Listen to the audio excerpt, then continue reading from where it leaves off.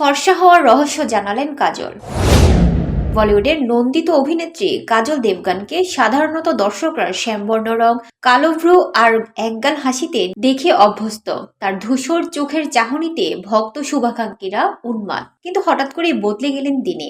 চেনা চেহারায় দেখা দিল ছন্দপতন, গায়ের তামাটে রং চলে গেল অনেকটাই। এই বিষয়ে এতদিন কিছু বলেননি কাজল। এবার মুখ খুললেন তিনি, দিলেন গায়ের রং বদলের ব্যাখ্যা। সম্প্রতি সামাজিক মাধ্যমে একটি ছবি পোস্ট করেছেন কাজল।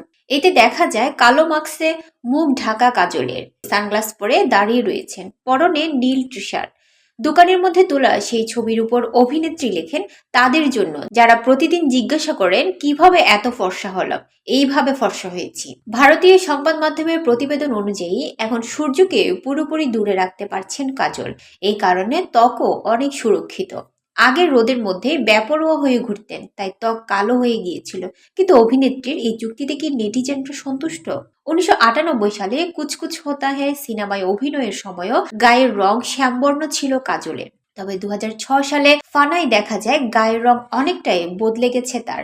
90-এর দশকে অন্যতম অভিনেত্রী ছিলেন কাজল। তার সৌন্দর্যে সবাই মুগ্ধ ছিলেন। নায়িকা নিজেকে আয়নার সামনে গিয়ে নতুন ভাবে আবিষ্কার করেছিলেন। দর্শকের উদ্দেশ্যে কাজল বলেন, আগে রোদে শুটিং করতাম, তাই ট্যান্ড হয়ে যেতাম। অনেকদিন হলো গায়ে রোদ লাগে না, তাই রং ফিরে এসেছে, এছাড়া কিছু নয়।